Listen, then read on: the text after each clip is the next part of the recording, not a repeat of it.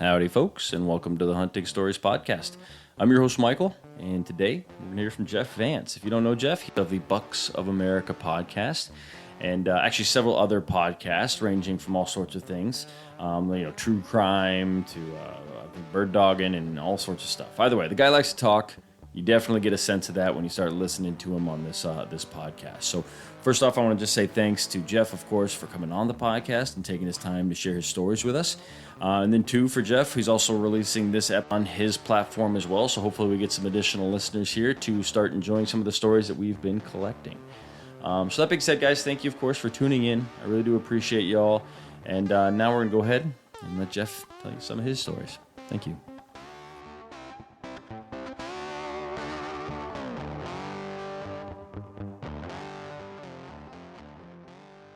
Hey, Jeff, how you doing, brother? Welcome to the Hunting Stories podcast. I'm doing phenomenal, man. Thank you for having me on.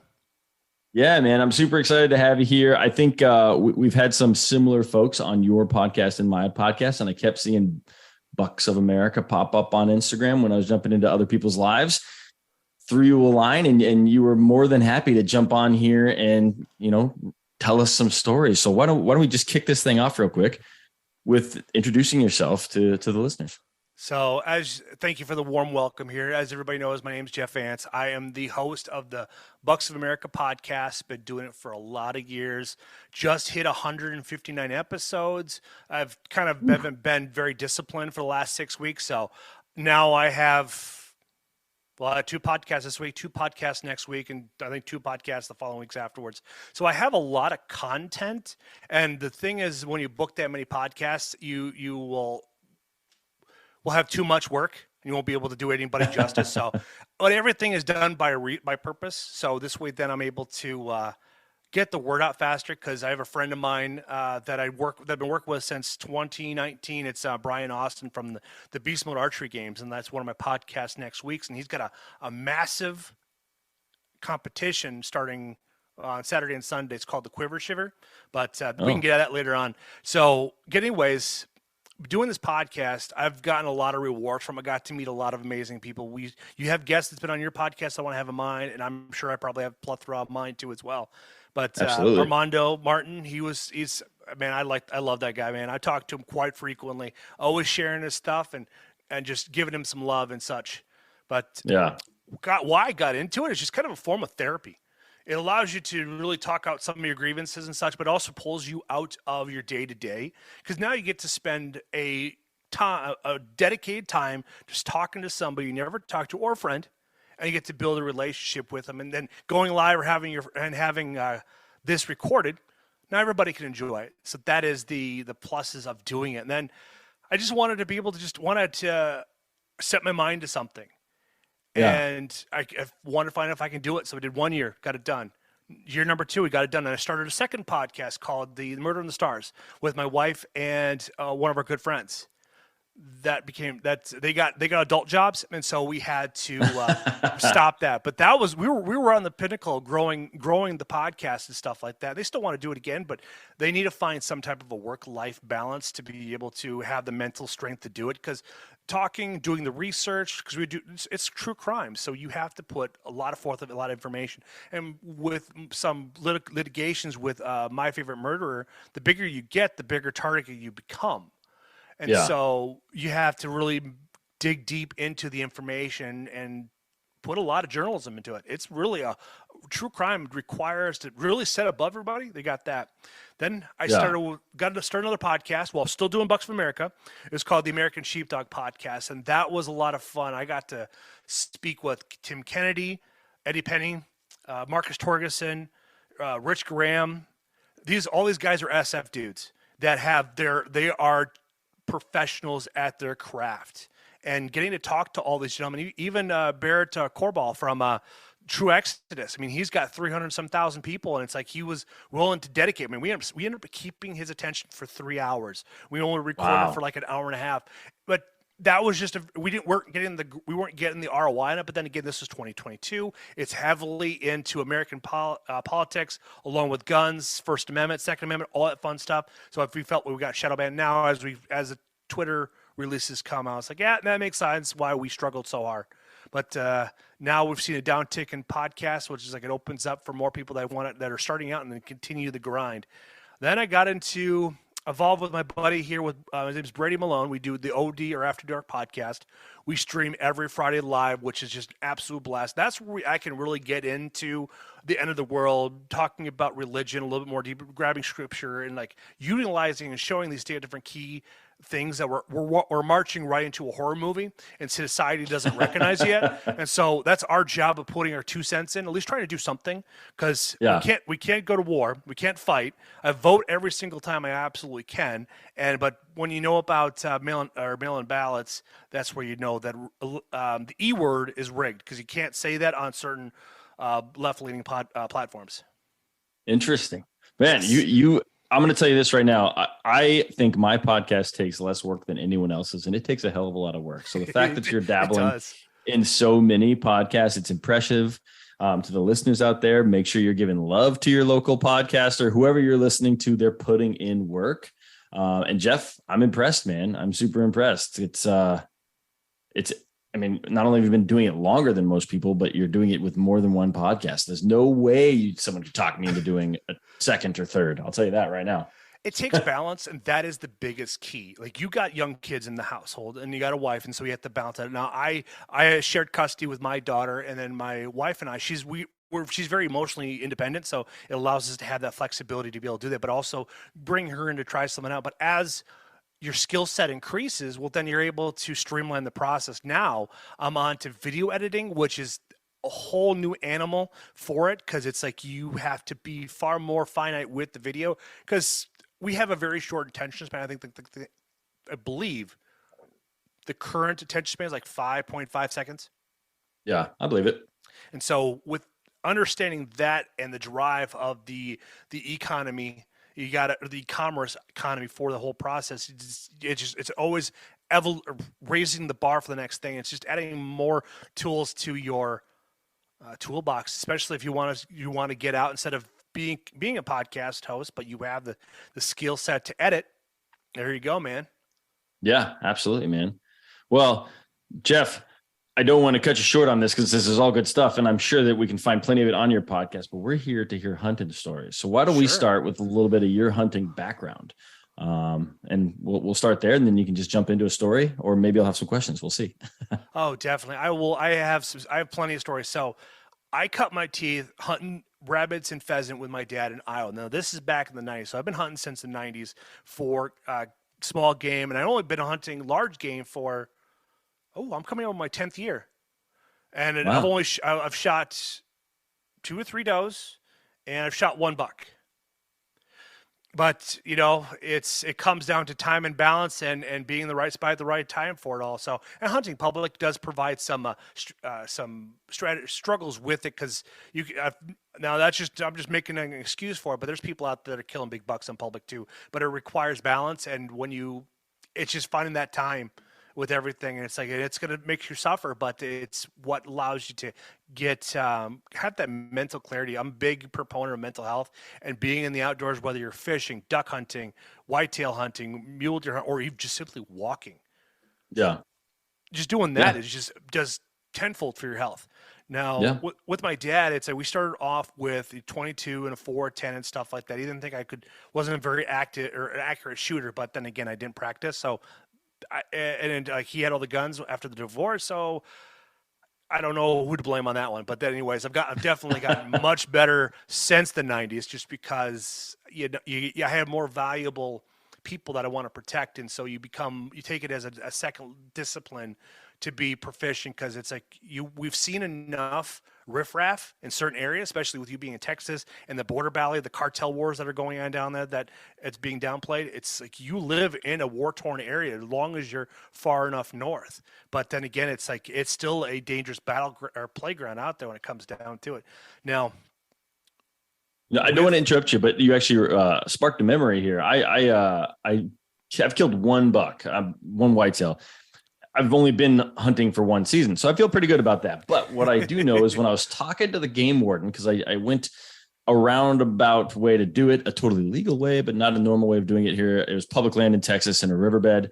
The only question that the warden had for me was if my game cameras that I set up in that riverbed caught any like immigrants coming through. If we were seeing like they're like we're more expecting to see illegal aliens coming through on your game cameras than expecting anything else. And amazingly, we hadn't. But what you're saying is true for sure, because that's the only questions they had for me. But go ahead. So getting back to some of my stories from growing up, I think one of my favorite moments or memory is hunting with my dad. I think this was been 95 or 96, and this would have been I think the snow hadn't fallen yet. So small game doesn't start in Iowa until October. So either late October, early November. Dad didn't hunt the rut. He only hunted deer hunted during his shutdown. So from Christmas to New Year's, that was muzzleloader season. So that's when he went out and hunt and stuff like that. So that's how he balanced his time. But he loved upland game bird. That was one of his favorite things. He loved hunting turkey or pheasants, stuff like that. Wasn't turkey, but boy, he loved his pheasants. He used to shoot before I was born. He used to go and shoot trap on the regular, and it's like he has trophies of first, second, third, fifth, eighth. All depends on how much beer he's had in the system. But the funny thing was though, it's like he's got I can't remember. He has astigmatism with his eyes. The drunker he gets, the better he bowls, the better he shoots, which is just the wrong thing to say when you're hunting. But when you're bowling, though, it really makes sense because the more he drank, the better he became. That was the 80s, though. That's what parents did back then and at that point in time, and then growing up from there. But we were out hunting. It was Sunday evening, coming down to the very end. I got to a certain point with my mom's arrangement with my dad. Sundays were always kind of deemed for hunting and stuff like that, or Saturdays too. So there was always a balance for it. If we're coming back later or anything, it wasn't a big deal.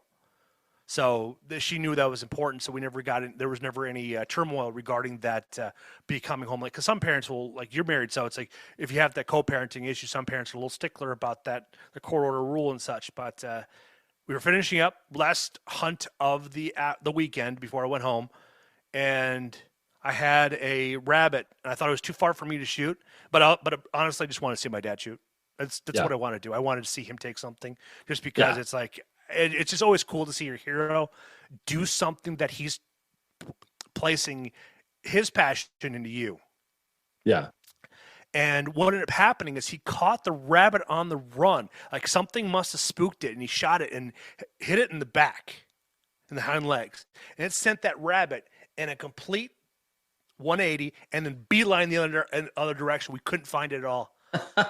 That rabbit just took off. It just zoomed, just gone. That's crazy. That is so crazy. Yeah, I haven't done much rabbit hunting. I was elk hunting one year, and a blizzard rolled in, and so we were like, well, we can't see 15 feet, but we know that where we're hunting, there's snowshoe hares. I don't know if you've seen a snowshoe hare, but it's a big rabbit. But they're solid white. So we're like, we'll just go trouncing through until one of these things kicks up. And we ended up, my buddy, I had turkey shot. We had our shotguns, but I was like, I don't know what you shoot rabbits with. So I just brought my box of turkey shot. So we go out there and we're just walking around, and I kick one, and it goes right to my buddy, and he shoots it. And it just kind of similarly, like hits it, and it just goes right back the other way. Didn't fly around or anything like yours, but shot back the other way. We ended up finding it, thank goodness. But I don't know if there was snow in your story, but ours, we just followed its tracks. No, we didn't have snow. I mentioned that we didn't have any snow yet. It was still late fall. Believe me, otherwise we would have been able. We tried tracking it, but then again, when you're dealing with dry dirt and such, the looks are very deceiving. So you don't know if that's the actual footprints or if that was just the weeds beating it down. So otherwise, we definitely would have found it. But with rabbits, you gotta get them in the headshot. So if you're not a good 22, a guy with a 22 or a 17 HMR. 410s. You do the 2.5-inch shell BBs. You're not going to have as much BBs in the carcass, but it's going to kill them, and that's the best part. And that is what I cut my teeth on. I have a old coast to coast pump action 410. I absolutely love it. That's awesome. Yeah, we did catch our rabbit, and we got another round in him. And I don't think I've ever had a meal that was so delicious but so bad for my teeth. I don't know how I bit into like 10 BBs. And my buddy. Zero. I was like, what are you feeding me here? And he threw it in a gumbo, which was a little weird because hares are kind of a red meat in a gumbo, but it was still delicious. It's the spices that can really throw it, because I've ate enough rabbit you can play around with and have a lot of fun with the whole process. My daughter loves rabbit too as well. I found out the hard way that she's got a very sensitive palate, so I can't use spiciness, even pepper. It just sends her off. And earlier on in her youth, she ended up vomiting a couple of times, and I didn't even know it. That was the case of it, and that was what we Huh. found out, that she's got a very sensitive palate. So that's all right. Things change. Like when I was younger, hated sauerkraut. Now I enjoy it. I'll throw it on a brat. I also live in Yeah. Wisconsin, so we're in brat country with Johnson and Johnson.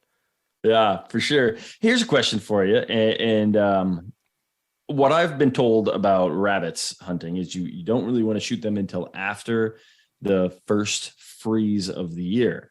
Do you know better than that for something? Because it hadn't snowed yet. I don't know if it had been frozen yet, but I hear there's lots of parasites and other things that need to basically be frozen and killed before you should eat that meat. Is that true, or am Oh I yeah. just? Oh, that's 100% true too, and stuff like that. And then you'd also find them when you pull off the hides. You can find them burrowing in and stuff like that into the meat and such, and which basically the animal's useless. But the reason why Okay. you want to do that and want to get them after the first freeze is then you'll be able to, because those some of them will actually go into hibernation. Like I don't know if you've seen those videos of bears that have a 5 foot long tapeworm that's coming out their rear end. Any fur bearing animal during up here will have those fleas or ticks or all that Yeah. fun stuff, and you don't want. And if you that's why whenever I shot him, my dad always had us do it outside in the garage, or out, well, either the garage or outside. Being that it's like when we ripped the hair off and we threw it away, you don't have to worry about the debris from the animal landing in your Carpets carpets. and yeah. Ugh. Exactly, or your garage, and if you have your dog walking in there, then now you have a vet bill or whatever may the case be. It's just that is a real thing for the whole process for it. So that's why, well, for me, it's like I wait until the snow falls, and then I'll go out there and I'll shoot them up and stuff like that. It's just fantastic. There's public land. I live right next to like 2,500 acres, so Oh, that's awesome. part of me exploring it is just grabbing my 22 pistol. I have it sighted in for 20 yards, and it's a pretty flat flying round anyways. So that's what I do. I'd go out walking around. I put my orange on and just walk around, and then it's like, I have a little call.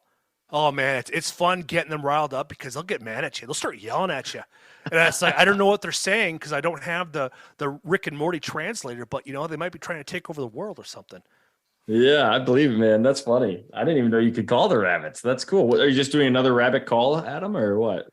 Yeah, it's a cheap $5 or $6 call that you can use, and it's got a bell with a reed in it, and then it's got a little plunger on it, and that right there will allow you to echo out through there and stuff like that. And so what I'll do is I will call the opposite direction where I want them to show up. So this way, then they'll get out of the branches or out of their nest or something like that. Because this way they'll want to see it. Because if it's barking at them, they'll kind of pinpoint it because we're in their house. They know what's Yeah. going on. So that's kind of, you want the idea is to make sure that the echo is going back towards them, not towards them. So, because let's say you Gotcha. have a squirrel over here, you want to call the opposite direction, similar to what grunting and stuff like that and rattling. You do that the opposite side where you want them to come in at. So this way, then when they do show up, you're already prepped and ready to go. Yeah. Man.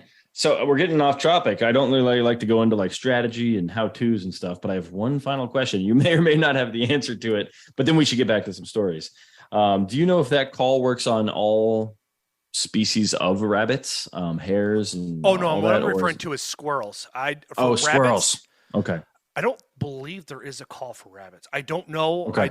I just kind of walk around. You're just basically taking your gun for a walk. Yeah. Okay. Yep. And That's what I've been doing.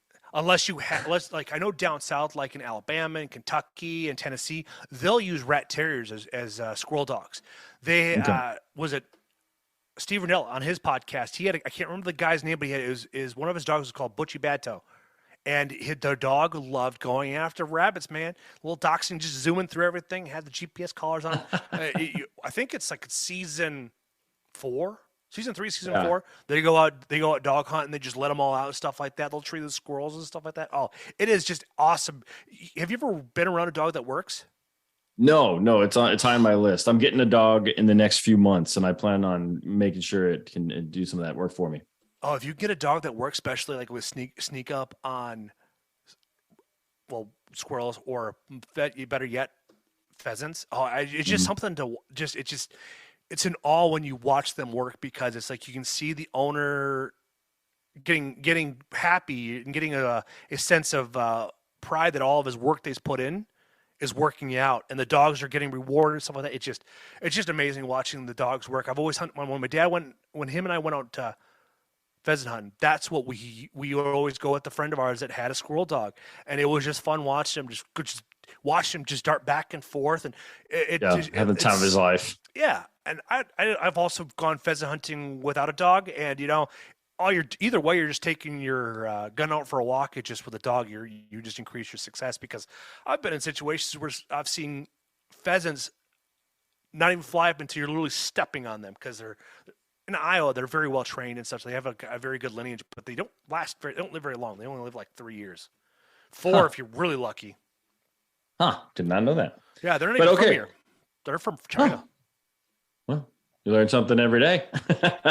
Well, what's your next story? Or did I cut you short on your rabbit one after it kind of flipped around and? Oh no, that was the end of that particular story. Because then, one of the things that we do in the very last weekend of rabbit season, my dad and a group of his friends, they'd all get together, and we'd get a vehicle of 3 to 4 people in a vehicle, and we'd just drive around the Iowa back roads looking for rabbits.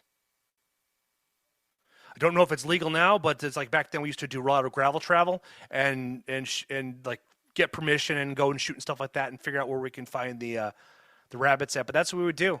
We would have our farms, we'd go walk them and stuff like that, and they had a whole point structure to the whole thing for how it all will unfold. But what really changed the game is one of the guys had shot a rabbit dead square in the head, knocked it out, and like we thought he thought he killed it, because little blood, but 22 is a very small caliper.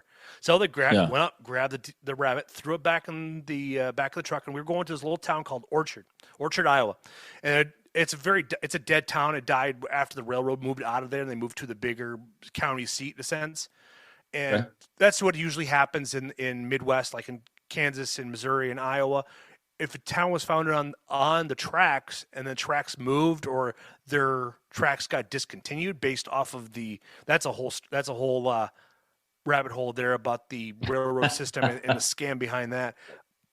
And we were out there eating, had lunch, because it was about noon or so, because we only have like 8 hours to work with.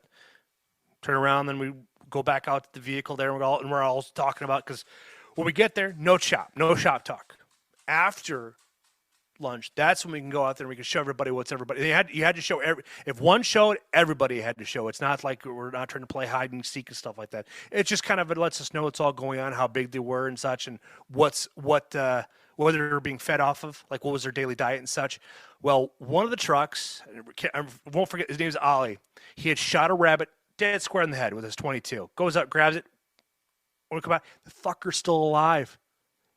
It's still alive. It was literally dripping blood from his forehead down, and it was still alive. It's like, well, that one is like a 5-point rabbit, just because we have ones with big ears, how much they weighed, the length of them all, just to kind of have a different skill set or point system for it. And then the loser would have to buy the beverages. Of course. So whether it be beer or soda, because we had kids involved too, so there had to be some form of non-alcoholic beverage for the kids, and then we had to cook them all up. And then since my dad was the only one that was single, everybody came to his place. So that was one of my, like, growing up and doing that for all the years that I did. It was just a really fond memory of doing that. And now my friends around here, we don't have that camaraderie anymore. Yeah. That is something that is going to die with the baby boomers. That's one aspect that we're going to miss, because we have deer camp. Don't get me wrong, we have deer camp, but that's one of those things where it is what it is. And life is hectic. So, but those guys were able to dedicate that weekend for that hunt. That's fun, man. Okay, so obviously they did put down that rabbit. Was it like running around the back of his truck bed? Oh yeah, just running circles. Yeah. Basically, we all cornered it. So what ended up happening is that we got one guy in there, shut the gate again. Then we turned around, and one guy got to the gate, shut the door behind him, and the hands out so this way they can all grab him. The first one grab, just wring its neck and call it good. Yeah. Okay. I was curious. It was like a live, like laying there, kind of looking at you, or actually sprinting around. So Oh yeah, he was hopping around. It was bopping around. It was the craziest thing I've ever seen. I don't think I'll ever see that again. It must have. Keep in mind, this was 30 years ago, and I think the average grain of a bullet then was probably the mid 30s. Now we have them up to 42 grains for a CCI round. yeah, yeah, man. You said that that's not going to be around for too much longer, and I have to say that you're right, because I've never heard of really that kind of group camaraderie, little rabbit sport shoot kind of thing. I wish that's something that I could have experienced. So thanks for sharing that story, man. That's pretty cool. The closest thing you could really do is duck hunting, but that is a young man sport because it's like if you have a girlfriend, wife, kids, that is a once a season type thing for you, especially if you and like having a life, having kids, having a wife, stuff like that. Your times are very like I have friends of mine that are in their early 20s and they're going out there doing it because they don't have that extra layer of responsibility. They don't have a mortgage. They don't have that. They're just out there being in the now. Yeah. But then again, I went duck hunting for the first time this year, and I just would go out super early and try and get back. So I wouldn't hunt very long, but I'd get there for the sunrise and get back for my kids' breakfast. So, but yeah, it's hard to fit it in sometimes. Mm-hmm. Well, Jeff, what else you got for us? Give us another one. I like the rabbit. What other hunting stories you have? Tell us something. So the next or one of your buddies being an idiot. Like I said, those sometimes are the fan favorites here. I got those two. I got those two as well. So the next one is that it's still in my youth. I want to talk. It was the culmination of so basically New Year's Eve usually always ended the end of the time off before everything like that. So whatever that weekend was, whatever the end of the season was, so all throughout that week of muzzleloader season, they would all go out and party hunt, get all their tags and stuff like that. And I think the best year they ever had was in 1997, and they shot like 16 deer from bucks to does and stuff like that all throughout their little region there in Iowa, northern Iowa there, and seeing the garage just filled with carcasses and guys cutting the meat off and such. It was just really, really cool. Yeah. And then on top of that, so you have guys running around getting beer for the guys, and you have guys that are actually like cooking the meat. Then you have a group of guys that are cleaning the meat off, pulling all the hair off. Then you have another. So it's a big thing. It's like we had at least a dozen guys to put all that together, and it was just these guys have been doing it for decades at this point in time, and they just have a system down where everybody has their strengths. Dad has bad eyes, so guess what? He gets to cut off the big limbs from the body and then give those to the next people that have the finer eyes to be able to remove whatever they need to. And then you have a couple of guys on grinders for grinding all stuff up, stuff like this. This way everybody got a equal share. You had scales and stuff like that. I mean, it was just a well-organized machine. Now that's translated into our yearly trips to Okoboji. Now these trips are just epic. Now there's a lot of stuff, a lot of shenanigans happen because the trip that we have in May is usually the biggest one, just because everybody's getting out of the cabin, everybody's getting away from the wife for the first time for more than a day, and these guys will just cut it loose. And when the fishing's good, like it was this past fall, we'll catch 500, 600 fish. Wow, Jesus. This is between 9 to 12 guys, or even 16, 17. Even one year they had up to 20. And how did it all work out? Because you have crappies, bluegills, yellow bass. Yellow bass, they're unlimited. So that's what a lot of our fish are made up with.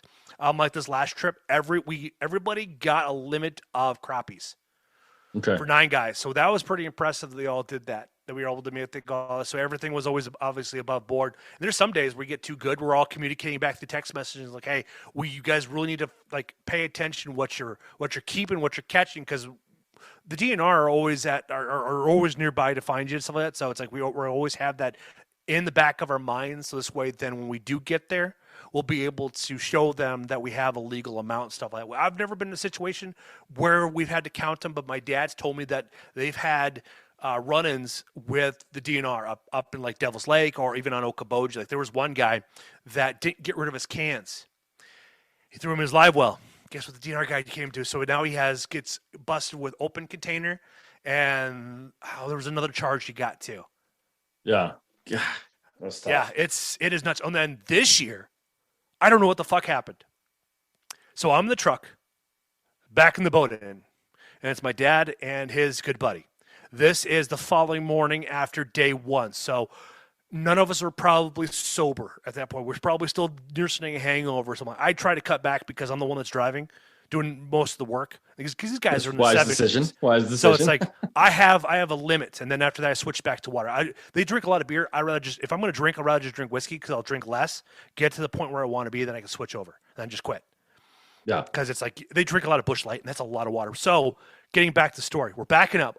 I still got at least 6 feet to go before. The nice thing is the ramp has got a nice steep ramp to it. Also, this way, it's like if you happen to unhook your boat early, you'll be able to get in there. So I'm getting down there. I'm yelling at the other guy to, hey, it's like, because he was helping back in and guide in and stuff like that. And I was going to have him jump into the boat and then get right at the front of the bow. And so this way, then once we got the prop in the water and the boat was floating, then he can go ahead and unhook. And then I don't have to worry about getting on the vehicle. No. Yeah. Something between my dad and that dude just disconnected. And the boat fell off the trailer, skid all the way down. And when you do that, the prop did get damaged. So the first thing you're finding out, because like there's certain diameters of a hole or a gouge in the blade that you can get away with, or there's ones where it's fucked. You're done. Yeah. Yeah. So got the boat back in there. Him and I stayed on land because if the boat is vibrating or the motor's vibrating too much, it's going to destroy everything. So it's like you can't do that. It's just like it's going to create a much more expensive situation for you. Now, luckily, being in Okoboji, there's plenty of people there. Question is like, do they have the parts? So it falls off and takes it around the little bay area, runs around, and it's like, let's say this is actually doable. It's like it was just small enough where it still can be replaced or be repaired. Which shit, my dad didn't give me his. Sorry, I just dawned on me that my dad didn't give me his props. So we have here in La Crosse, we live right here in the Mississippi. So in here in Wisconsin, we have guys that can replace it or repair it and stuff like that. Just weld it on, however you do it with aluminum, and they'll take care of it. We ran around and did it all, and it worked out good. That was the talk of the entire trip this past October, and he will never live it down.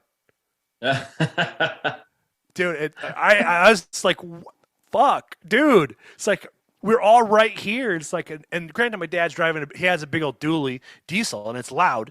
But I roll down all 4 windows because I have bad hearing in my right ear, which will be another story down the road. But yeah, we were able to fish. We caught our limit. We had a blast. My dad and I, he caught himself a 21 in like a quarter walleye.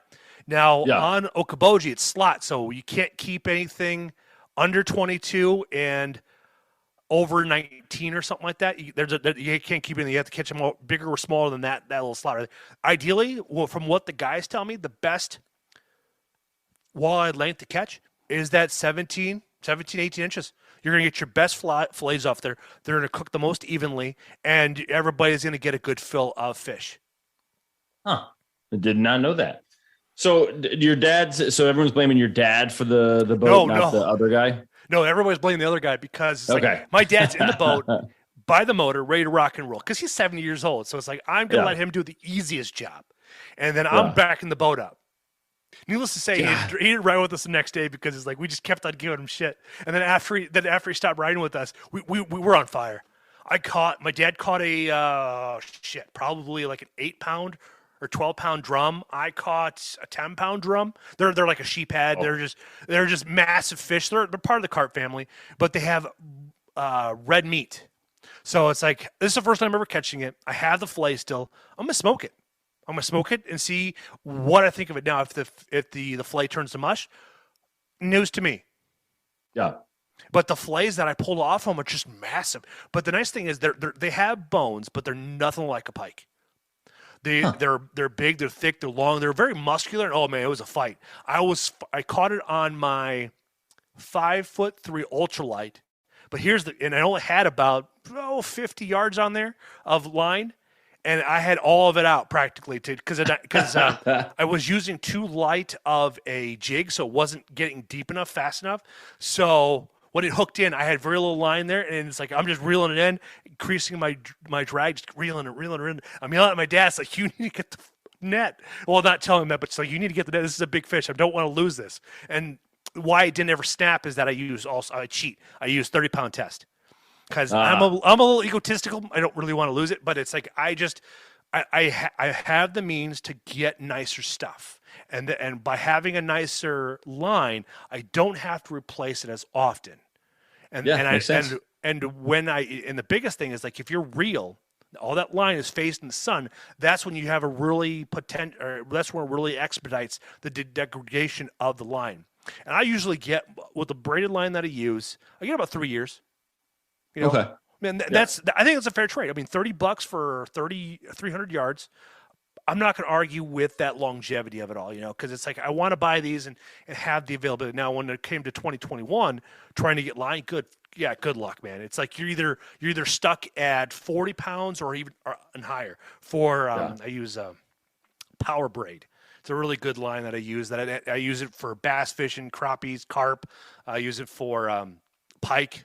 I haven't caught a muskie, so I can't say I don't know what people use for muskies, but I've caught catfish on them, but nothing much bigger than like 25, 26 inches. And I have some friends of mine that catch 60-pound cats out of the Des Moines River.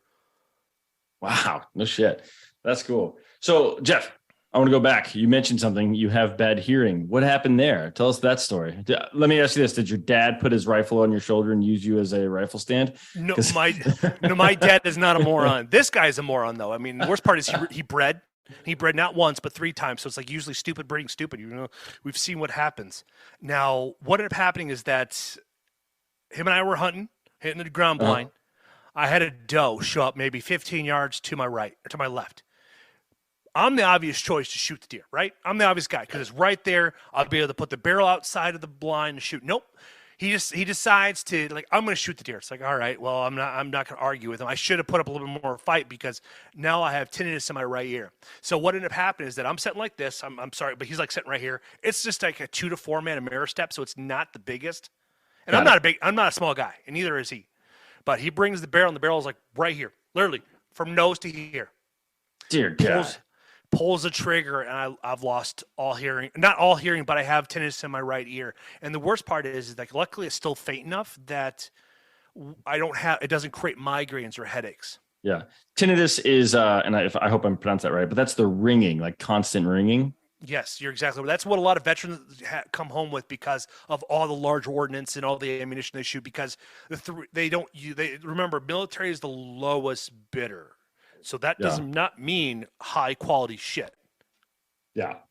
Yeah. So do you still talk to this guy at all? Like, No. I've seen him in public once and I basically said hi and just left. It's like, cause it's like, now I have to deal with this but I didn't say something. And it's like, that's one of the first experiences that being patient is not the right thing to be, because now it's cost my hearing. And when my daughter was growing up, right around that 3 to 6 year old stage of her life, her voice hit those octaves where I couldn't hear. No, she was on my right that's side. awful, man. Yeah, that's awful. So now she's got older, voice has gotten a little bit deeper, a little bit more enunciated. So now I can hear that. But when I sit in a conversation, if you and I are having a conversation, you be on my left side. And you'll always watch me. If we go, let's say we go out to dinner, I'm going to be facing the door.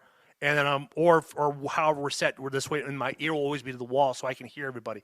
Because there's sometimes where I'm out to eat or out getting something to drink, and I can't hear the hostess or the waitress or the waiter. Yeah. Because you get all the other ambient sound going on, and then you're trying to hear that he's trying to speak loud enough but not yell at you. Yeah. Were you wearing any kind of ear protection? Nope. I mean, obviously, him shooting 6 inches from your nose is just, I mean, for lack of a better term, it's fucked up. But you didn't have muffs or little orange plugs squeezing. Oh, that sucks, man. I'm sorry, Jeff. Oh, dude, it is a rough thing to deal with. And the nice thing is too, the hearing muffs that you can get now are just top notch. I pay attention to like huntinggeardeals.com because Cameron, a friend of mine, his website pulls all the best deals.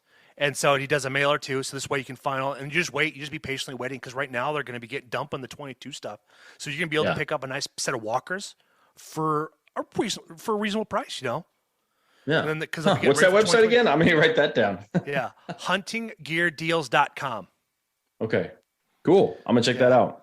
Yeah, Cam's a great dude, and he was a wise decision to buy that. All actually cost him his first marriage because the woman was not very supportive, and that is a thing that needs to be recognized. So if like men are trying to do something like be in the outdoor space, whether you're starting your own company or starting a podcast or video, if your spouse or your girlfriend is not supporting you, it will be costly for you because it's gonna stunt your progress and your passion.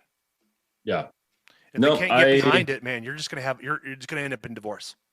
I can see that. But this takes up a fair amount of my time, and my wife could not be more supportive. And I should probably thank her for that because I've never even considered what it would be like if she was like, "No, you put both the kids to bed tonight."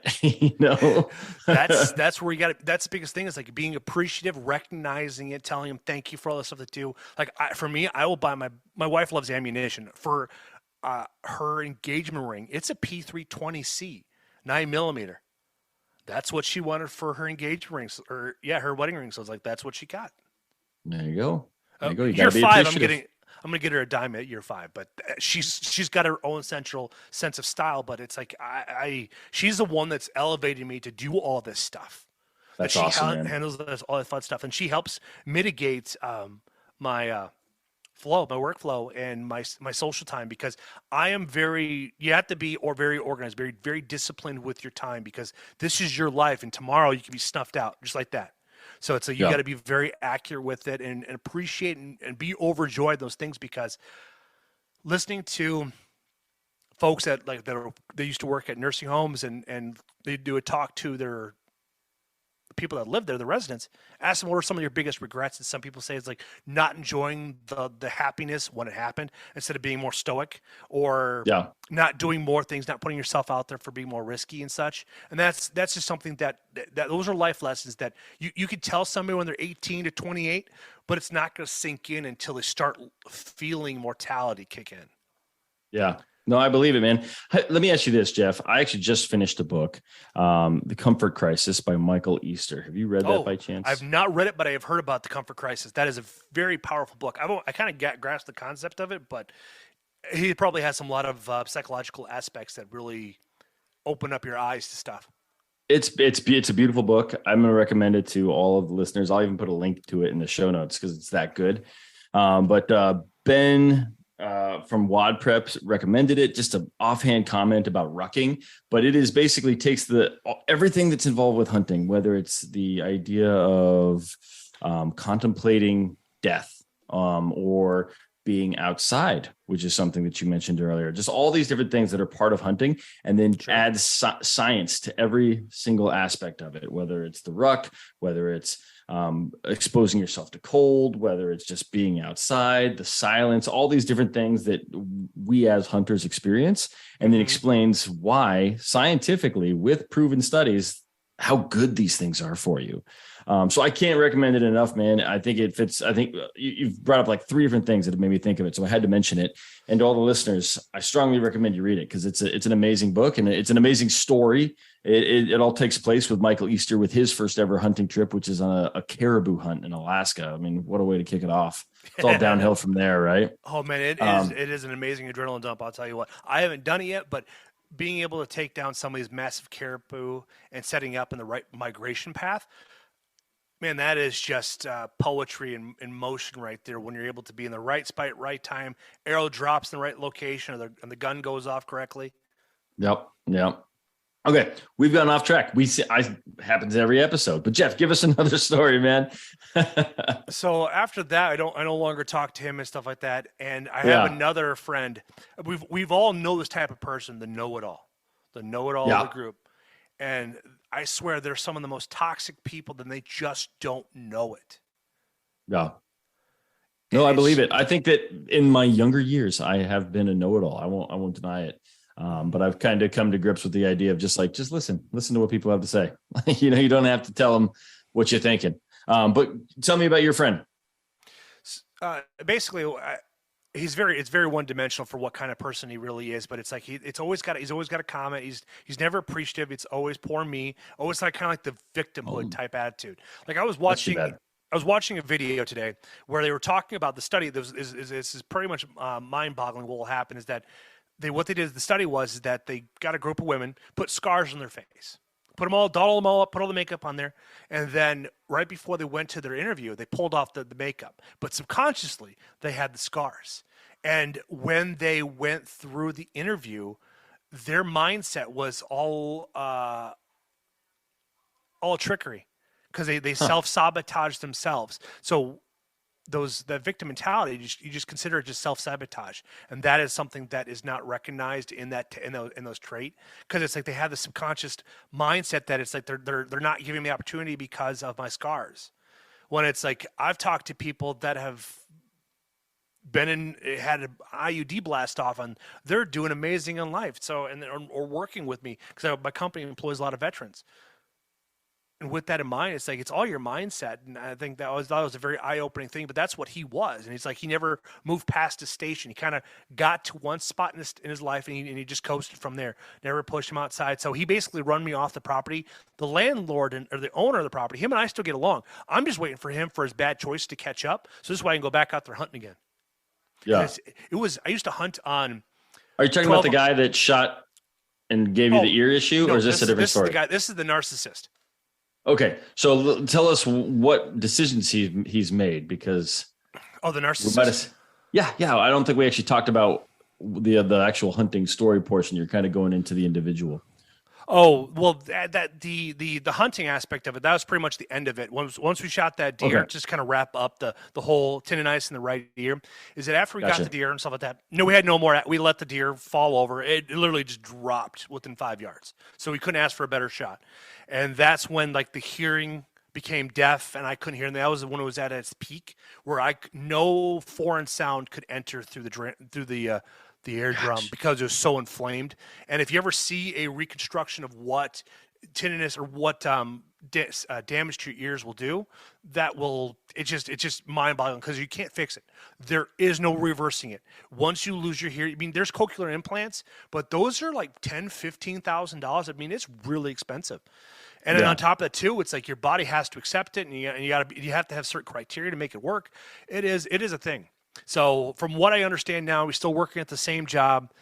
Still probably I don't know if he's still married. I don't know. I don't talk to the guy anymore. I've met him in public once, and then that's it. And I just I'm still friends on Facebook, but I have all of his information suppressed. So that's why when I post stuff, I don't. He can't see it. You can block people, but you can not block people. Type scenario, because I don't want to get text messages, and I figured if I do it through social media, he's not going to try to reach out to me via phone. Yeah, no, that all makes sense. It's a weird world we live in, that like you can't just like remove someone from your social media without it being a thing. But whatever, that's what a narcissist would do, I guess. So no, that's a different guy. That's a whole nother guy. So the narcissist. Okay, well, let's talk about him and hit that hunting story. So that whole situation was after we got done with the season. Like with my dad, these guys, I was new to the group. I hunted with the group, and what they would do is that throughout the entire week, all of us had the week off. That was our vacation. That we'd hunt second gun season in Minnesota, and the landowner, it was an awesome dude. I would go out there in the springtime, take a chainsaw out there, cut up logs, remove stuff, because he wanted any means possible to keep the DNR off of his land, because they could pretty much just trespass out there, because he had two natural springs, and they were also trout springs. So that gave them, and he was the beginning of the stream. So it's like we did anything possible to keep them from coming on the land. And that was kind of like my way of saying thank you. Nobody else did this, by the way. Yeah. It was just me. And so what ended up getting to the story here, getting towards when I figured everything all done, it's just like anytime you'd make a comment, like any of my friends would, he would always have something snide to back up with it. And that's the worst thing. And then my last year I hunted with the group. Went out there early season to go check out, because we had a stand fall down, crushed the stand and stuff like that. I went out there and I was trying to be a nice guy, because it was my favorite stand. It was, and it just happened to be the wind picked up and just knocked it over. I have a picture of it someplace, and they just knocked over the tree, and it twisted the thing. And he just went off on me. He just told me, "You can't hunt out there." He just became a real ruthless person. It's like he just became very verbally violent. And it's like, I'm done.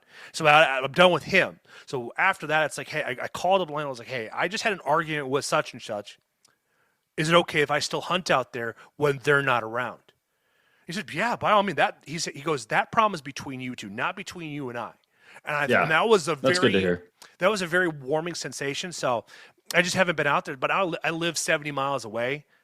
And so I want to find something closer, because getting up at 2, 3 o'clock in the morning, driving all the way out there when you're still kind of tired or whatever, and my life doesn't have that flexibility anymore. I'm doing a podcast on Fridays till midnight at times, and so I'm not going to. And plus, we're drinking whiskey, so I am not going to be in the mood to get up in the morning and go out hunting. But I will go set in the afternoon. I'll go noon, get out there early, figure out. I have multiple locations. Get out there early and just set the day. But yeah, that was a rough scenario, because I really liked everybody else except for him, and still being able to find out that my permission does not rely on his 2 cents, but backing up and like doing those things. Like, we'd also go out there. I'd walk his fence line too, and at this time, this is 2014, 2015. Technology wasn't the most clear when it comes down to it worked, but it wasn't able to go. But it's like he knows this land. He was born and raised in the land. So I just told him, like, hey, it's over here. He's like, I know what you're talking about.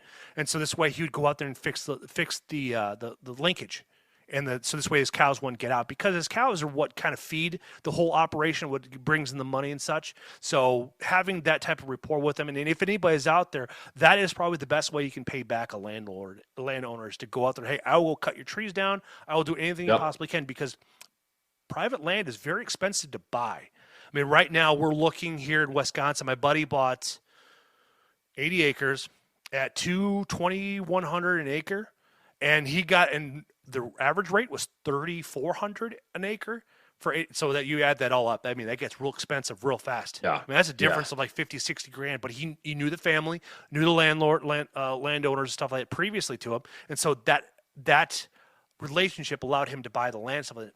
And so that's from there, he's let me hunt that here too. That's awesome. So you're hunting whitetail there. I'm making an assumption. Yeah, we have whitetail, a lot of small game. We have lynx, and then we also have black bear as well. Oh, very cool. Black bear is super high on my list. I've had a couple close encounters, but I have not actually gone full draw or anything. Just like gotten within bow range, but just couldn't quite get eyes on them. So. Yeah, for sure. Oh, and I failed to mention, we do also have elk hunting too, but we only have 4 tags that go out to the public, and it's a once in a lifetime draw. The other 6 go to the reservation, and then the other 4, 1 gets auctioned off, and the other 3. But as a resident though, the tag is only 10. It's to get a point or to put yourself in the drawing. It's $10. That's not bad. So how many people typically put in, or how many, like if you're going in? What are your odds? Not good, I assume. No, I think, and I think right now we have a couple 100,000 that put in there. So 3 tags divided by a couple 100,000 people. Because I mean, Wisconsin, we have like 600,000 that go whitetail hunting for like 9-day gun season. So if you even do 10% of that, or if you do like 100,000, that's still a lot of people to get drawn. Yeah. No, that's not good odds. That's once in a lifetime. Mm-hmm. Well, Jeff, tell me about the first buck you killed. I know you said you killed one not too long ago. Oh, so actually the buck is right behind me, but I don't think you can see it in my screen. Nope, but that's okay. Maybe send me some photos afterwards. But tell us that story. So I wish that I should. I'll have to keep in mind about adjusting the camera next time. But I shot my buck here in 2017. And I've been hunting him for 2 years, and we nicknamed him Captain Hook because one of his G1s comes straight up and then does a 90-degree. No. And so we call him Captain Hook. Now, the first time I saw him, it was in the rut of 2016, and my wife grunted him in. At the time, girlfriend. So, because I was taking her out hunting, getting her used, like teaching her how to grunt and to bleat and stuff like that. And we were at the time since it was a rut, we were just bleating. So we started shortly after sunrise. We'd bleat 3 times. wait 10 minutes, bleed 3 more times, because the forest we're hunting in, or the little spot of land, oddly enough, I shot him on 5 acres of land. It's all, but Wow.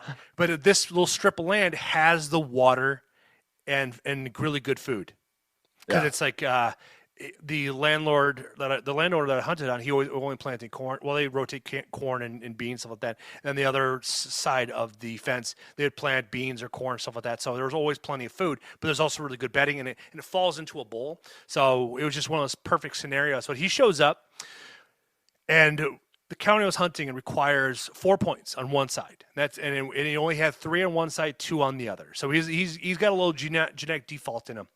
So it's like, all right, well, soon, like I was she had the rangefinder, and I'm ready to go full draw, and it's like she counts 1, 2, 3, 1, 2. No, you gotta just start over again. Well, then it's like, well, I still have 4 doe tags. Like, sweet, all right, we'll just continue out here hunting. And of course, he got Randy, so he spooked up all the does. He started chasing 3 of them. He's like, come on, we just need 1 to take one for the team, and the other 2 to come back. Oh, we were out there for another 3 hours, and I never came back. But we can hear him chasing back and forth, back and forth. That's my first time ever experiencing chasing. I have not seen a fight yet. That's something I want to see next, is to be able to see two bucks fight over some does and such. That'd be pretty awesome. So then you went back the next season, I assume.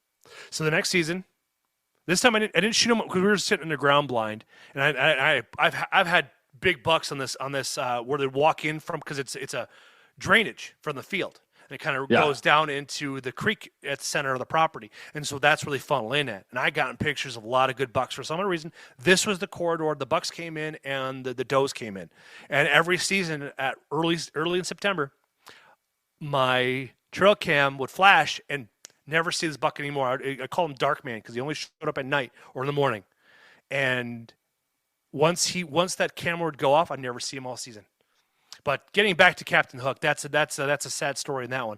But getting back to Captain Hook, I was in the same spot where the ground blind was. I'm getting bored. Wife's getting cold. So it's like, well, she texts me like, hey, I'm going to go sit in the car. So she goes off in the car and like, all right, well, I'm going to move up to a tree stand, a 2-man tree stand. And so I'm just setting up there, and it's like, this is right at the mouth of this big forest. I'll send you a screenshot of the overview of where it's at. I grunt, I bleed, and I see something walk out about 80 yards out into a field. I had a whole bunch of brush, so I couldn't tell if it's a buck or a doe. Bleeded at it, and it's like, wow, all I did is like for the first 20 minutes, just watch him, figure out what he's doing, because I don't want to be too aggressive and have him run away, because then he's gone. Yeah, let him do his thing. Let him eat. What's that? Well, I have a question, but I'm going to let you finish your story because it'll make more sense later. I don't want to jump ahead in your story. So go ahead. I gotcha. So as he finished up eating, he starts coming back around, and then he starts dipping back into where his bed was. I bleeded a couple more. I bleeded again. And this perked his ears, and he couldn't see me because, well, obviously I'm a tree stand, but there's the foliage was so thick you can't really see it. So I watched him walk down the bank, get to the creek, and he stopped there.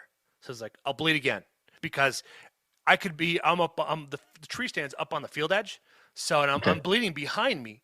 So all he's hearing is the reverberation off whatever it hits going out to where he's at. Then he finally gets underneath the fence. He's sitting about 32 yards. Not a shot yet. I do not have a shot. It's like, but his ears were up. He was on full alert mode. He was ready to get down and dirty. Comes in about 15 yards, gets behind this beautiful plum bush. Of course. And it's like, well, this sucks. So it's like, well, I'm not getting desperate, but it's like I'm still rookie, because this is my first time actually having a buck coming in within shooting distance as a legal buck to shoot. He stops. Bleeded again. And this is the last time I did it. And it brought him out around the bush right in front of it. I can still remember it like clear as day. Yeah. And he gets there, but his ears are all up. His nose is sniffing everywhere. He's not seeing the doe, so his spidey senses are tingling. But there's no one. The deer on this property don't get hunted. Like there's where I was at, so there's like total of 4 properties before it opens up to this massive big woods. And there's a guy that hunts it too, because there's one day that he was grunting and I was bleeding, and he didn't realize that I was hunting and I was messing with him. It was great. It was funny. It would just go back and forth.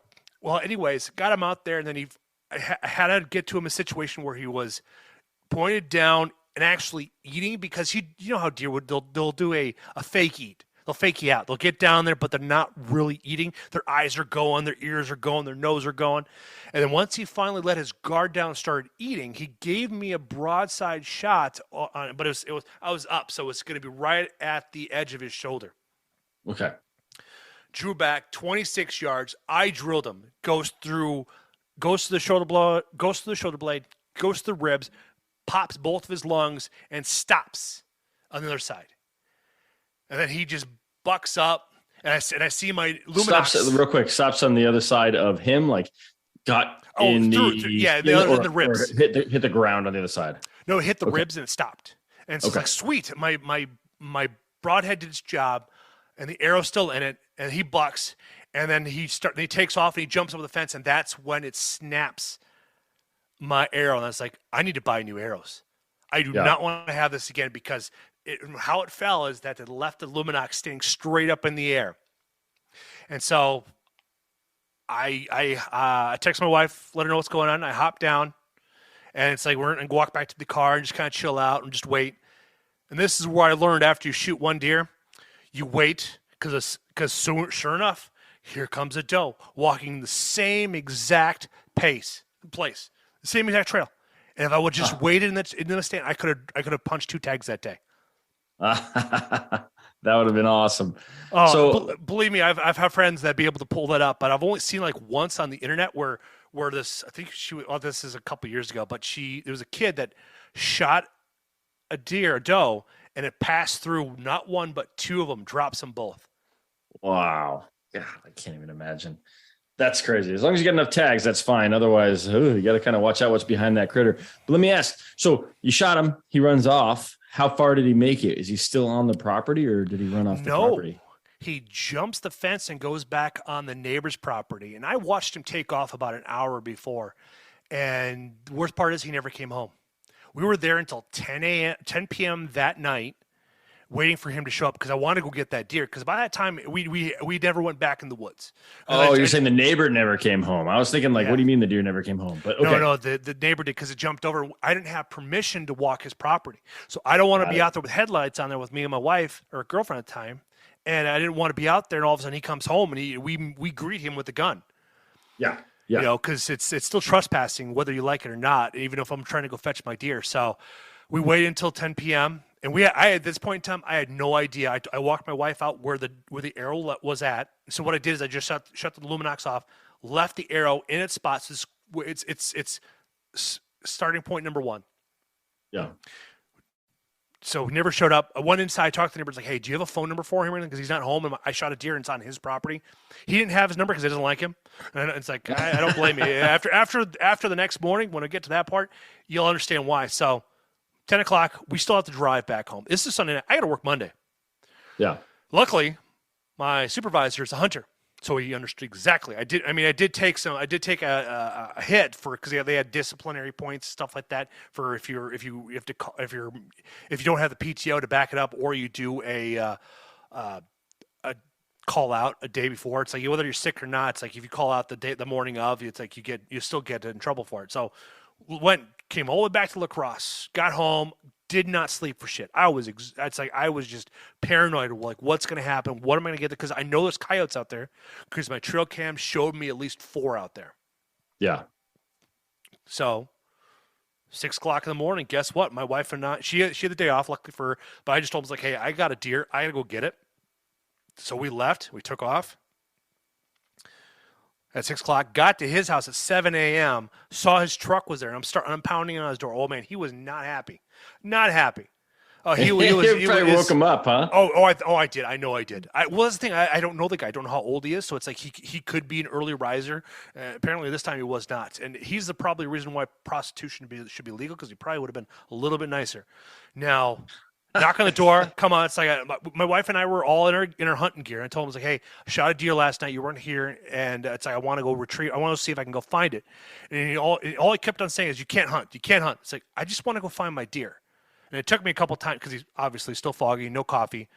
Yeah. Walked on out, and once I finally got him to be focused, he's like, okay, go for it. Well, My wife and I found out that he was already in a pissy mood, so I'm not going to go back there and gut it on his property. So what I'll do is we grab the deer, load it all up, and we walked it from his property to the neighboring property. Oddly enough, the night before when I shot him, I just talked to the owners there, and he said, "Yeah, you can."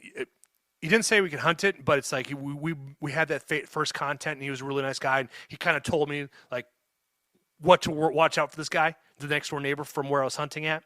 Yeah. And so I walked on there, slid open the deer, opened them up, gutted them all and stuff like that. And I found the broadhead fully did its job, worked out perfectly. That's why I love Veteran Innovator Products. I mean, Matt, fantastic guy, vet, but he's a self-taught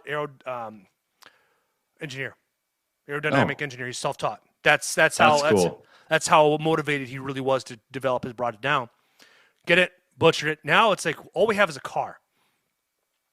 And at the time I was working factory work, so I'm not as pudgy as I once was. So I had a little bit of strength to me. And all we had was my wife's 2008 Ford. What was it? Not a Ford Focus, but it was a Ford, not Taurus. Well, I can't remember the car's name now. Anyways, it's going to haunt me. Yeah. Anyways, it was the year before they switched to going to a smaller trunk. Oddly enough. So we had to get it in there. We're trying to get it in, but the worst part is that the animal was already in full rigor. Oh, I bet, yeah. So that made things a little bit more difficult to work with. So getting back to when I actually found the deer, I skipped the whole part. So started back. So you just gutted it. You didn't like quarter it out and all that stuff. You had a gutted full deer trying to put it into a trunk. Okay. So a trunk of a car. So that's the fun part. But so getting back to actually finding the deer. So we get back the next day, that morning, start at the place where I shot where I left the arrow, other half of the arrow at, and I just started scanning back and forth, and so I just kind of like memory recall where he jumped over at, then just kind of start from that point because there wasn't a lot of blood. So because I knew I shot him high up, and I didn't puncture the other side, so there's no exit wound, so there's nothing there to bleed out.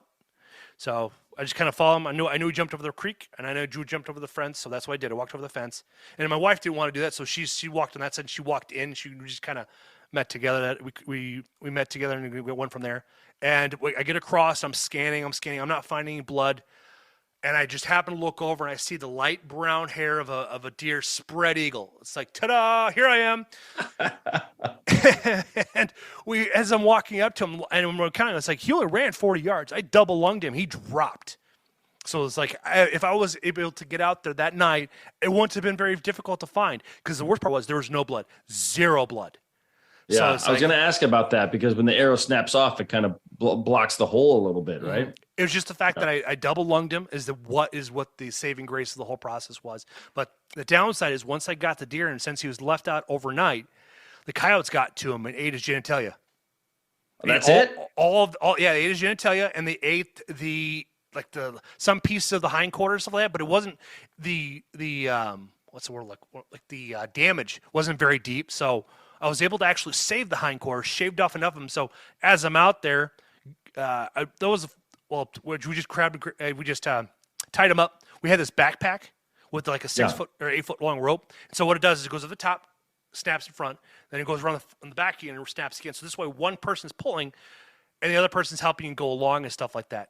So this is where the rigor mortis sets into play, where it becomes a problem. So we're in the buckbrush. We're in this really thick, where all those little stickers and stuff like come with you. Well, it's also a bunch of saplings too. So we're trying to get this deer that's fully spread eagle, every single leg is straight out, locked into place, trying to get it back out there. And to get him to cross the property was 280 yards.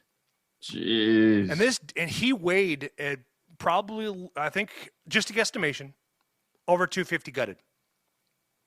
Oh, and wow. So that's a big deer. Yeah, we had to drag him all. Want to show you the picture of his neck? You'll see why I shot him, because he had so much meat. Yeah. Getting all the way across there, stuff like that. I mean, she was in front of me.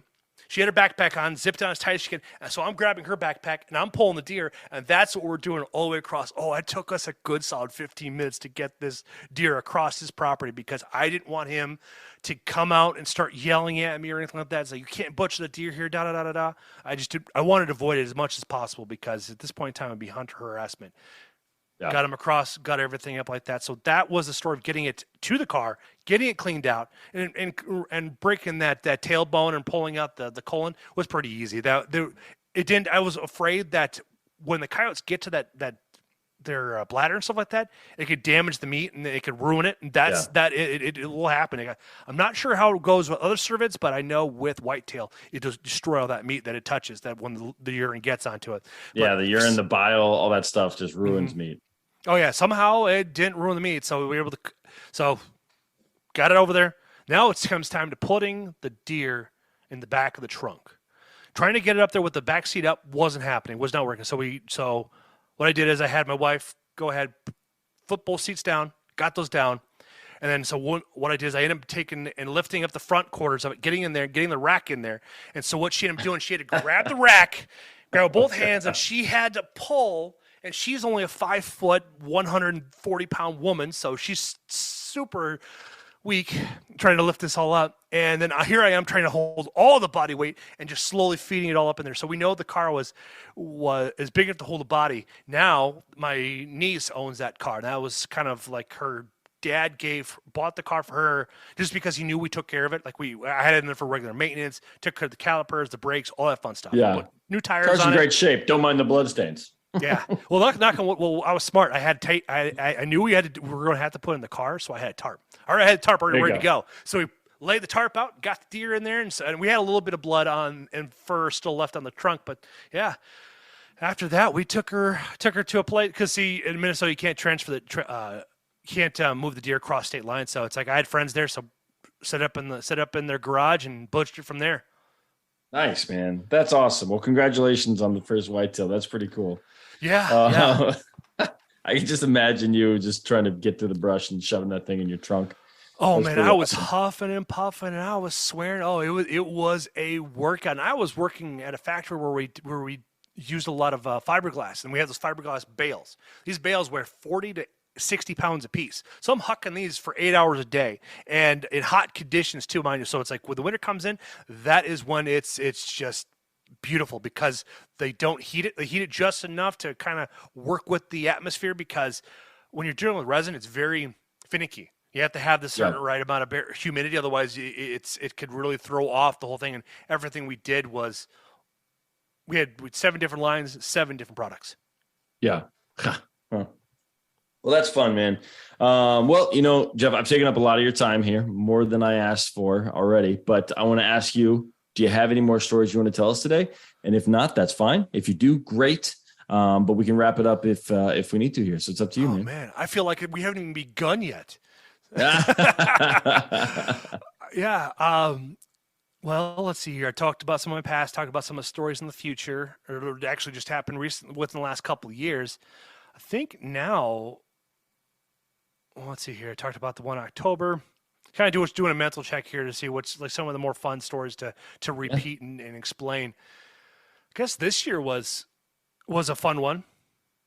So what ended up happening this year? So this is one of my first most difficult losses that I've had in the field, where I wasn't able to recover a deer with a bow. I've shot does with the gun, and either I missed them, or I shot up in the wrong spot. So what ended up happening this year is I had a doe, and I was sitting. This is first weekend of October, and I sat in my stand and I prayed to God. I was like, hey, please give me an opportunity to provide for my family. And so I said I was going to shoot the first thing that showed up in front of me. It was a younger doe, probably like 2.5 years old, and I had it ranged out for this tree, and she walked out 25 yards out, gave me a beautiful broadside. I just kind of bleated at her real fast, or just at her, and she stopped, and said I knew she hasn't been shot at before, so I drew back and I put my pin right on her heart. And something must have happened in flight where the arrow drifted a little too far forward, and it punched. There's a little gray area in front of there's this. Oh, it's just a really weird. It's a pocket that you can hit it, but it won't kill the deer. I did a complete pass through. So when I shot it, did a complete pass through. It's like, yes, I got it. And I called up a buddy of mine. It's like, hey, I need some help. And he only lived like 5 minutes away, which was perfect, which wasn't a big deal for him. But he just got done with pancreatic cancer or gallbladder surgery. So he can't really do anything, but it's like, hey, I can at least hold your bow. And it was good that he came out there because having 2 sets of eyes did save us time from after he came out there. So between the time I shot him and he showed up was like an almost 2.5 hours, 2 hours later. And so when he's come up there, where he's trying to figure out how to get to me, because I'm in this weird spot where there's a creek and it's fairly deep and it's fairly wide, and then also a retention pond as well. So I told him there's 2 ways to get here. You either take the land bridge, you come through it, or you go the way I did. And I sent him my trip on Onyx on how to get here, because there's a old logging road that you can utilize and stuff like that. And when he finally got to me, he actually decided to find found the beaver dam, crossed the dam, and came in that way. Well, that brush is stupid thick. I mean, it's just everywhere. It was a definite struggle with the whole process. So he comes in, we meet up, and I'm sitting right where the last spot I saw blood. He managed to find himself a stick. We use that as he uses that as a walking stick. Then we use it as a marker. Go out, found this beautiful big blood spray. It's like, oh, this is gonna be perfect. But then I sent it to the owner of the company for VIP, and it's like, she's not gonna die. Just telling you that right now. And it's like, I've been in your shoes. I know what you're going through, so don't beat yourself up too much. Because it's like he knew exactly where it is. Showed him the fletchings of it. It's like, you didn't hit anything vital. And I told him like where I believe it went in and stuff like that. It's like, that's when he explained to me about that little pocket up in the front of the rib cage there, where you can shoot a deer there and they'll still survive, even with some moose too, and along with elk. If you hit them just in that one spot, it's just like I happened to hit the right spot, because the broadhead did its job, expanded on impact, opened right up, went through. But we found really good blood. We tracked it for 280 yards. Through some of the most thickest stuff every time because we're going downhill, but where all the runoff has formed throughout the years, it had these really nice peaks and valleys, and it was really good blood. I mean, it was really, because it was like any moment we're going to find this doe piled up. This is what's going in the back of my head, because it was constantly bleeding, but it never really sat stagnant. I think it just kept on running and running and running. I think when he showed up, it just kind of cemented the deal where it probably took off and went the rest of the way. But as we follow it all out, get to a creek bed, get to the where it jumped in, cross of it. Now it's too deep for me to walk across, just shallow enough for him to make it through with his muck boots. So I had to take the long way around to get to the other side. And we followed the track back and forth and stuff, like she zigzagged around and such. And then we get to the last spot at like the 280-yard mark. And it was the last spot, and it opened up to a big old field. And as a hunter, it's the worst thing you can have, because once they start running, that everything just tightens up, so they're not bleeding anymore. When they're going uphill, that's what you want to see, because now they're working harder, they're pushing more blood, and so it's like it's spraying everywhere. Just to kind of put that into perspective there. But yeah, we called out another friend of mine, which is actually which is weird, because now I'm working with him. He's my superior in one aspect, because it's like he's a facilities manager, and he manages all my facilities. So it's like he's got this unique. He's the guy to go to if you need something fixed. Yeah, he came out. We went out there, looked, and that's what we found out, because they just recently passed some new laws about night vision and thermal vision. And on his way back, he reached out to a DNR representative and asked him, like, hey, can I use thermal to do it? Because the rules are very vague, very gray. I mean, stupid gray. I mean, it's like, even with the most trained DNR officer, they weren't able to figure it out either, because they didn't know what it really meant. So it's like, that's the worst part about when you have a certain party writing laws, they make it so gray that you don't know. So it's like, it leaves it up to interpretation and the intent. I think that's what it was. And so we didn't use it, but we did use the night. We actually didn't even get the chance to use it until after we got the explanation for it. But he came out there, and we're letting our son there about 10 o'clock or so, because it's from. Well, when my buddy got there at 6, we spent 4 hours searching for it. When he came out, at that point in time, we all lost it. And we all scoured this open field, because we needed another set of eyes to cover ground. And we never found it, because we thought maybe she would have went and followed the creek and then jumped back in. And so that's what we were doing. We'll come to find out, little stinker, once she got there, she took a hard right, went up a 80-yard incline, And then that's when I found my next blood. And then I followed all the way to the road. And so just kind of guesstimating from that last point all the way across the road, is like over 400 yards it ran. Damn. And was she dead when you, or No. have you found her yet? Never found her. No. Never found her. But Oh man. so yeah, it was a very interesting year. A lot of growing this year, because after that, a couple weeks later, I went up to my buddy Jeremy. He runs the Toxin app, which that's a place where you can find archery events like with Math, R100, HHA USA Shoots, and a bunch of other ones, smaller clubs. Well, he has 80 acres. He's like, hey, why don't you come up here and hunt for me? It's like, I don't care what you shoot, whether it be a spike buck or a little forky, don't care. It's like, all right, thank you for that. So first night, get out there hunting. I sat there in the tree, asked the good Lord for some assistance, and he provided. I had a mature doe and a fawn come out. And this is where it got to me. Is like, and if this is public land, I probably would have shot it, but since this is private land, he's trying to grow his herd. That's where the ethics came in. It's like, I'm going to let it grow. Yeah. And then shortly after that, here comes a spike buck. Stops right on this mock spray, and it's like gives me a perfect broadside shot where I can punch it through the double lungs, go out through the front, and be good to go. But it's like, it's a spike buck. Now, I've had encounters with does that go into estrus twice a year.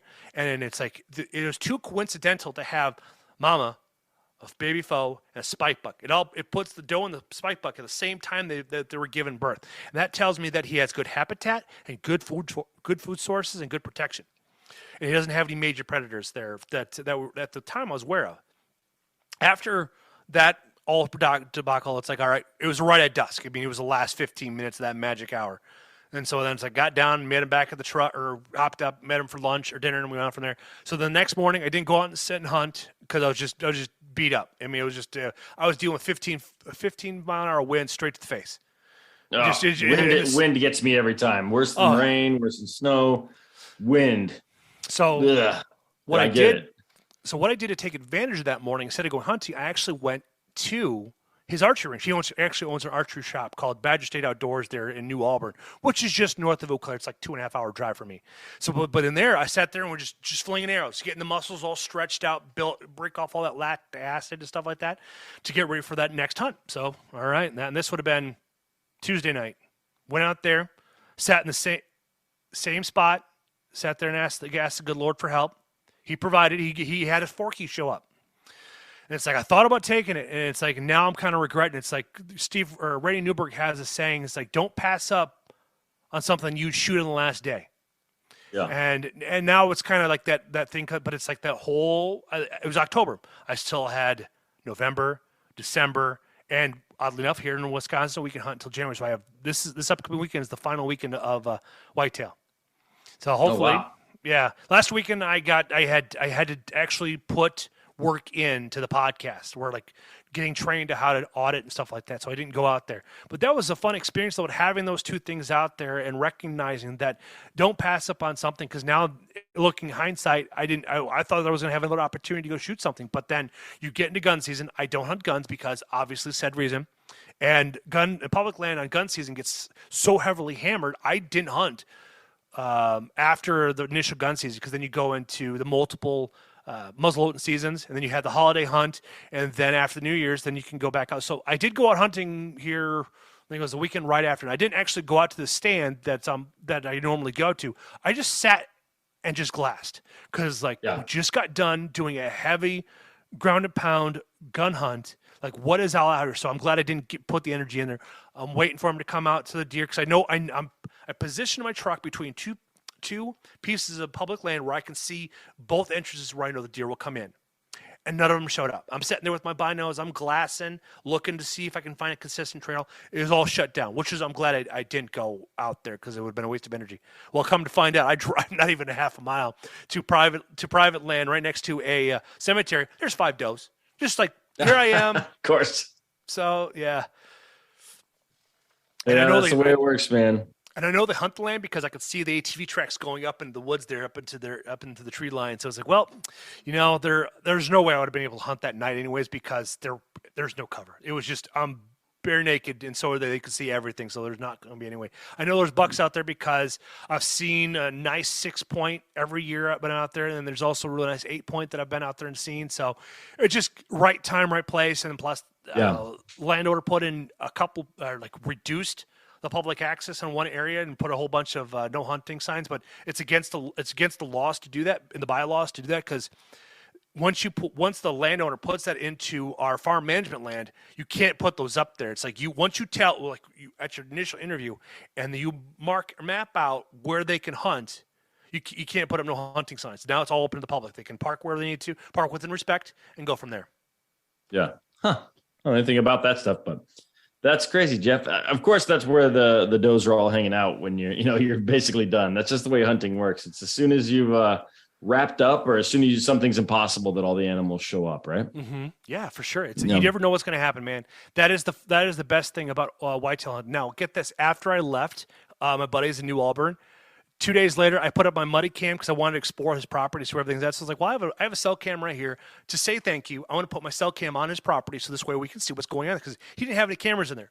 And I picked a spot that has this beautiful terrain where there's 2 entry points that actually he groomed. So this way then they'll hire travel, because their deer are just as lazy as humans. If they don't have to climb through anything, they're gonna take it too. Well, a couple of days later, I get a message on my phone saying I saw a sow and 2 boar and 2 babies.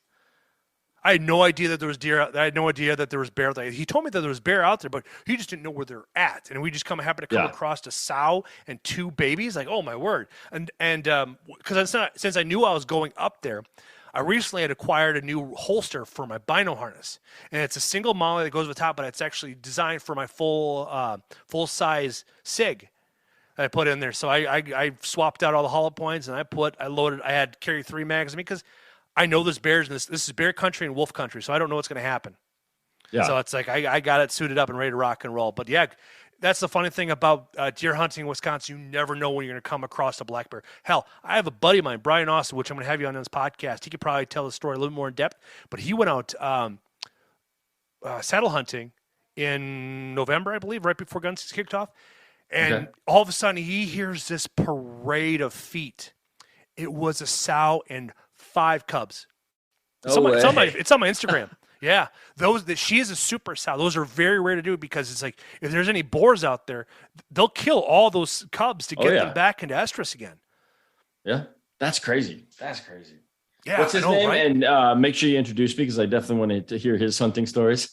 Oh yeah, Brian is a great dude. He spends a lot of time out in Colorado, Wyoming, stuff like that. He also does beast mode. Then also I have my buddy Jeremy, he's a great guy to have on your podcast. Full of information, and he's a guru when it comes to. He has, like I said, he has his own shop, and he actually spent money to create the Toxin app, where archers, if you're traveling and you're bored and you want to go to a 3D event where there's actually going to be some people to hang out, he has them all over the place. He's got most of the north country, like all the way out to Washington. He has shops and events on there you can go check out and look at. Huh. I'm going to make sure I put a link for that in the show notes too, because that's super interesting. I'm going to start traveling more and more, and I definitely want to shoot my bow and bring it with me. So, it's Jeff. I love it. That's awesome, man. That's awesome. Well, make sure you introduce me to those folks. I think we're going to wrap it up here, because like I said, I've taken up more of your time than I originally planned. So I want to thank you, of course, for coming on the podcast, man. It's been fun. Welcome. You got some crazy stories. And man, if I ever meet the guy that shot 6 inches from your nose, like I'm going to let him know, because that's just not acceptable. But why don't we do this? Why don't we tell the people again where they can find you, let them know about your different podcasts, your Instagram, whatever you want to kind of share, and then we'll wrap it up. So the great thing is that Linktree is a very popular tool. And so all of my sponsors are on there that you go check out. I have RPG, Mountain Man Medic, Dangler Case, Toxin app, all these things, even Zachary Hansen's book linked there too. So they're all right there. It has access to my TikTok, my LinkedIn. I have a Twitter, but I really don't use it. I should now, since it is now being since Elon Mr. is cleaning house, right? Isn't that his new Twitter handle? Is Mr. Tweet since he took over? I could be, but yeah, Elon Musk has done a great job of cleaning house. But yeah, that's where you can find everything. And my podcasts are my Dose After Dark is only on YouTube, but the Bucks of America podcast, you can find it on Podcast Addict, Spotify, SoundCloud, Pandora, Tuned In, Stitcher. So I'm on all the major ones too. And, iTunes as well. So please Okay. go drop a link, drop a like, write a review, comment. Go subscribe to my YouTube channel. Trying to grind to get that 1,000 subscribers and get that 4,500 hours in 365 days to monetize it. And then the worst part is even if I hit that threshold, I have no idea if my content will get monetized just because it speaks out against the. I feel like the people that are making the judgments of the Salem witch trials. Because right now it's like we're not careful, we're going to be walking right in those trials. And one thing I did not know just found this out today, because here in America we have the Salem witch trials. 27 people are hung. What people don't know is during that time frame, they hung 500,000 in Europe. No way. Because of that right there. And the reason why it stopped in America is because the pastors quoted the Bible.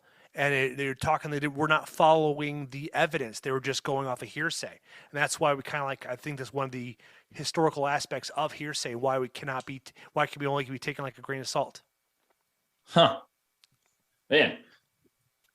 Jeff, I think that your podcast, I need to dive into them, but I think you probably have some pretty interesting information there. I'll tell you, I learned a lot today, man. So thanks again. Yeah, you're very welcome, man. I'm not sure if you froze or not. No, I just was saying thank you. That's all.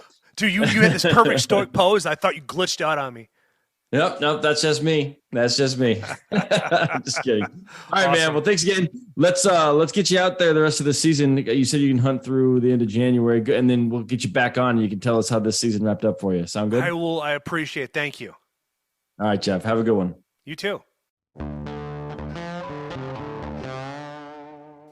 All right, guys. That's it. Another couple stories in the books. Again, I want to thank Jeff, of course, for coming on, sharing his stories with all of us, and then, of course, sharing this episode with his listeners. I hope they enjoy this as well and go back and listen to some of the catalogs. I know we have some great stories back there. But that being said, guys, all I want to do is grow this podcast, and the best way to do that is with you guys. So if you can go out there and just share this podcast with one or two friends, we're going to hear better and better stories. I regularly have listeners reach out saying, you've got to hear this. And that's thanks to you guys. So first, thanks for listening. Second, thank you for sharing. If you haven't shared yet, get out there and do it. But that's it, guys. Again, one more time, thanks to Jeff. Now go out there and make some stories of your own. Thank you.